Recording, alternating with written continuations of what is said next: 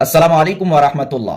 रोजे की हालत में गुल का इस्तेमाल करना कैसा है? देखिए, ये बहुत ही हसास मसला है और इसके अंदर तीन तीन सूरतें हैं। यानी एक सूरत में अगर आप रोजे की हालत में गुल इस्तेमाल करते हैं तो आपके लिए इजाजत है, आपके लिए जायज है, इससे आपके रोजे पर कोई फर्क नहीं पड़ेगा। वो सूरत क्या है मैं आपको पहले बताऊं, उससे पहले आप इस्तेमाल शुरू ना कर दें।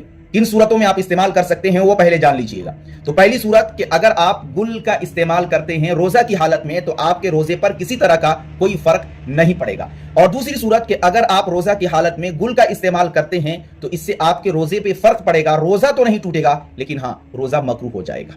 और तीसरी सूरत की जिस सूरत में अगर आप रोजा की हालत में गुल का इस्तेमाल करते हैं तो आपका रोजा टूट जाएगा। इन तीनों सूरतों को आप ध्यान से सुनिए, समझिए, फिर उसके बाद रोजा की हालत में गुल इस्तेमाल करने के बारे में सोचिए। पहली सूरत कि जिस सूरत में आप गुल का इस्तेमाल रोजा की हालत में करते हैं तो आपका रोजा नहीं टूटेगा और ना ही रोजा मकरूह होगा। वही है कि कोई शख्स ऐसा है कि जिसके दांत में दर्द है, या कोई शख्स ऐसा है कि जिसको कब्ज की बीमारी हो गई और डॉक्टर ने कहा है कि आप गुल से दांत थोड़ा सा धो लें तो आप इस बीमारी से निकल जाएंगे।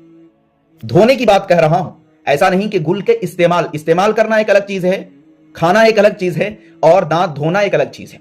तो अगर डॉक्टर ने कहा है कि आप थोड़ा सा गुल लेकर दांत पे ऐसे रगड़ लीजिए, दांत धो लीजिए तो ये जो कब्ज की बीमारी है ये खत्म हो जाएगी, या उसको खुद पता है कि जब तक मैं दांत थोड़ा सा धोऊं ना गुल से, ये टॉयलेट में जाना मेरे लिए आसान नहीं होगा, या इसी तरीके से दांत में दर्द हो गया, अगर थोड़ा सा गुल लेकर मैं दांत नहीं धोऊंगा तो दांतों का दर्द आराम नहीं होगा।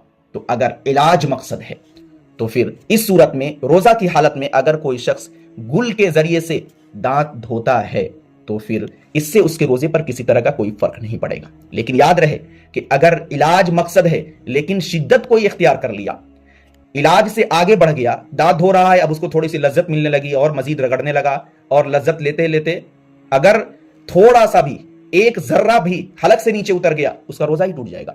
और इलाज मकसद है लेकिन इलाज के मकसद से इलाज की आड़ में वह लज्जत हासिल करने लगता है, मजा लेने लगता है, इलाज से आगे बढ़ जाता है, तो फिर इस सूरत में अगर हलक से नीचे गुल का कोई जर्रा नहीं उतरता तो रोजा तो नहीं टूटेगा लेकिन उसका रोजा मकरूह जरूर हो जाएगा।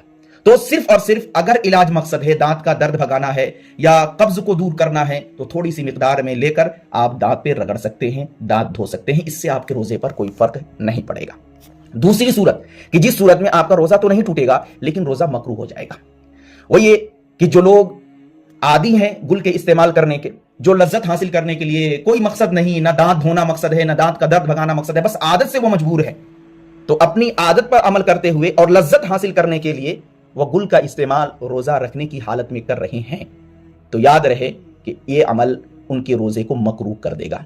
यानी इस सूरत में गुल का इस्तेमाल करना और गुल से दांत धोना ये आपके रोजे को मकरूह कर देगा, यानी आपका रोजा मकरूह हो जाएगा। और तीसरी जो आपके रोजे को तोड़ देगी वह सूरत जो अहम है, आप जान लीजिए कि आप गुल का इस्तेमाल कर रहे हैं और इस्तेमाल करते करते करते करते करते करते थूक के जरिए से या किसी भी तरीके से थोड़ा सा भी हिस्सा, थोड़ा सा भी जायका अगर हलक से नीचे उतर गया, आपका रोजा खत्म।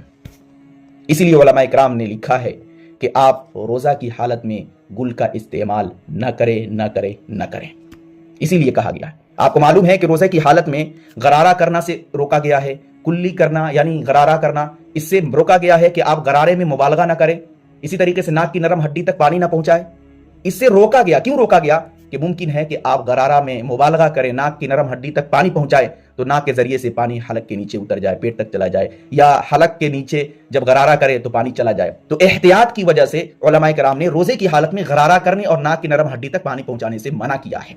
तो रोजा की हालत में रोजा रखकर गुल करने की इजाजत क्यों कर दी जा सकती है?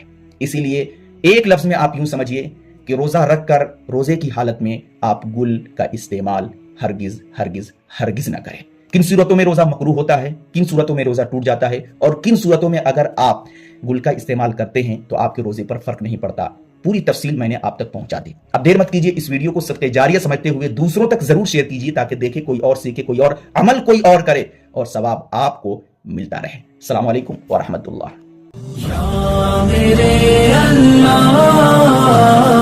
Thanks for watching. Don't forget like, comment, share and subscribe to Mufti Haq Kasmi. یا